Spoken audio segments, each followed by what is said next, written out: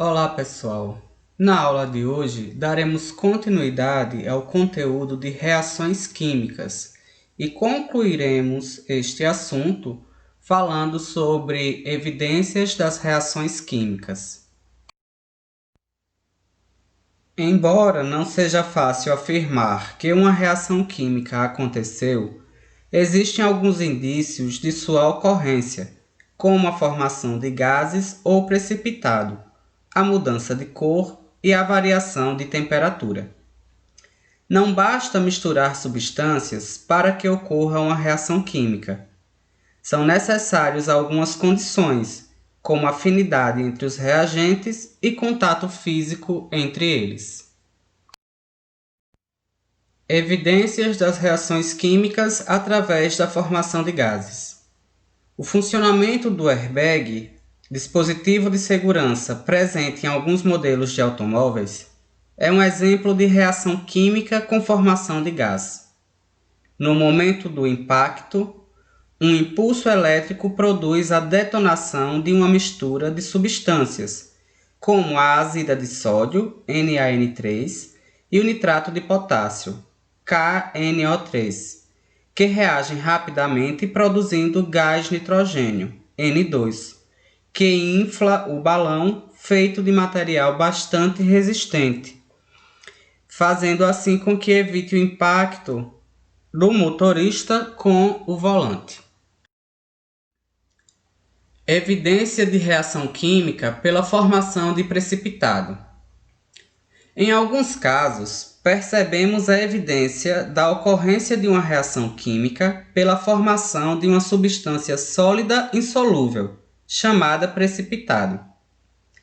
O carbonato de cálcio é um composto insolúvel, ou seja, é um precipitado, que se forma ao se deixar uma solução de cal mais água, ao ar livre, ou seja, em um sistema aberto. Forma-se, então, um sólido branco na superfície dessa solução. Se essa mistura for agitada, o sólido irá misturar-se com a reação, mas não se dissolverá. Essa reação envolve duas etapas. Na primeira etapa dessa reação química, a cal e a água reagem, formando hidróxido de cálcio. Na segunda etapa, o hidróxido de cálcio reage com o gás carbônico presente no ar atmosférico e produz carbonato de cálcio, que compõe o precipitado branco.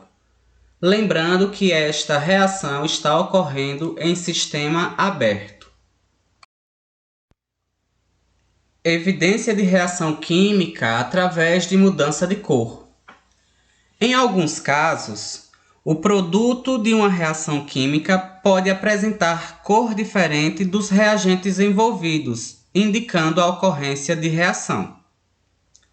Um policial pode verificar facilmente se o motorista está embriagado, pedindo-lhe que sopre em um canudo ligado a um aparelho, o bafômetro. Os bafômetros foram criados em 1958 e alguns são baseados na reação química do dicromato de potássio em meio ácido com o etanol do álcool, produzindo a mudança de cor, de laranja para esverdeado. A variação na coloração é detectada pelo dispositivo e traduzido em valores.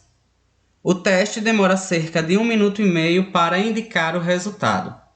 Havendo a reação química, haverá também mudança de cor dos reagentes.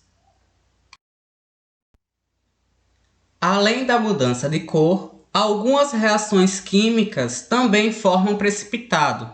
Como podemos ver na imagem, o tubo da esquerda apresenta a formação de precipitado no fundo, obtido através da reação química.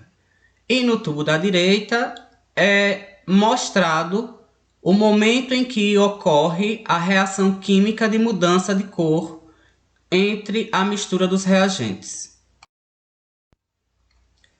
Evidência de reação química por variação na temperatura. A alteração na temperatura do sistema pode ser outro indício da ocorrência de uma reação química.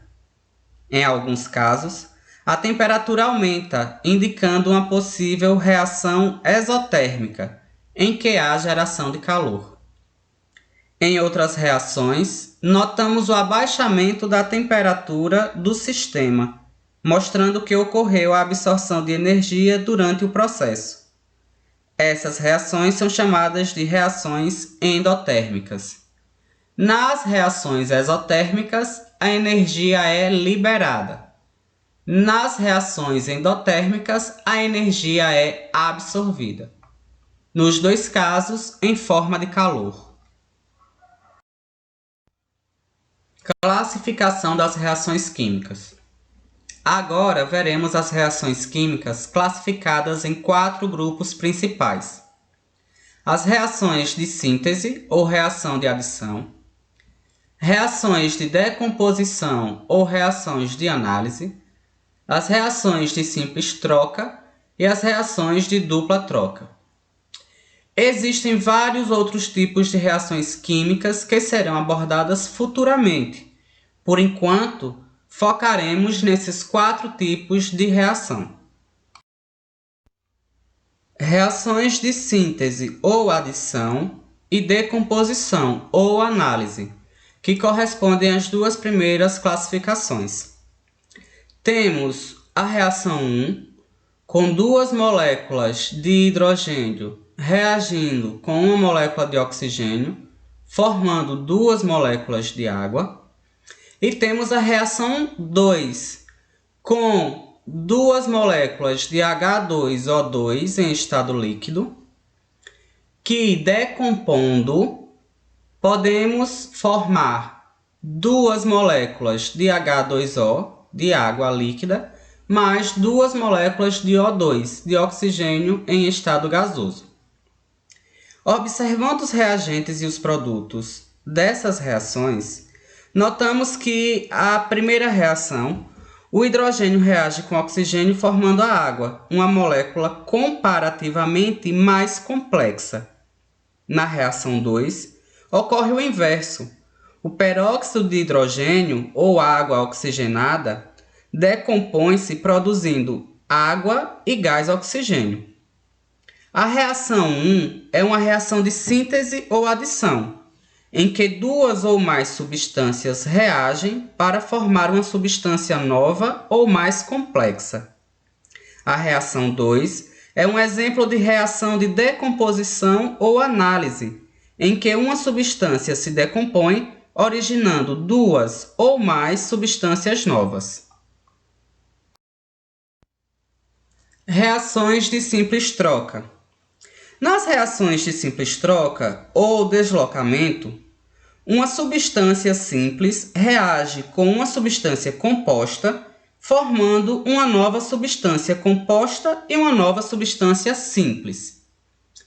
Temos aqui o exemplo da substância A mais a substância XY, que dará origem à substância AX mais a substância Y. A substância A é uma substância simples e a XY uma substância composta. Depois dessa reação de simples troca, nós temos aí como substância composta, formada uma nova substância AX, e como substância simples, uma nova substância que é a substância Y. De A para Y, há transferência de elétrons. O X é uma substância composta. O A é a substância oxidada, aquela que doou elétrons. O X é uma substância composta. E o Y é uma substância reduzida, porque agora ela passa a ter mais elétrons. Como o elétron é negativo, possui carga negativa, o X agora é uma substância reduzida. Então, A mais XY, nós temos a formação de AX mais Y. Reações de dupla troca. Nas reações de dupla troca, duas substâncias compostas reagem entre elas, dando origem a duas novas substâncias compostas. Aqui nós temos as substâncias compostas AB mais CD, que formará AD mais CB. Percebamos que A e C são cátions e B e D são ânions. Nesse caso, haverá um rearranjo de cátions e ânions, ficando assim A, um cátion, que formará uma nova substância com D, que é um ânion, e C, que é um cátion, formará uma nova substância com B, que é um ânion.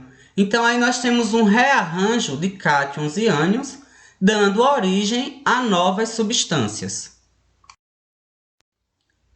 Deixo aqui um pequeno mapa mental com o esquema ilustrativo dos 4 tipos de reações que acabamos de ver. Concluímos aqui o conteúdo de reações químicas. Obrigado pela companhia, bons estudos e até a próxima aula.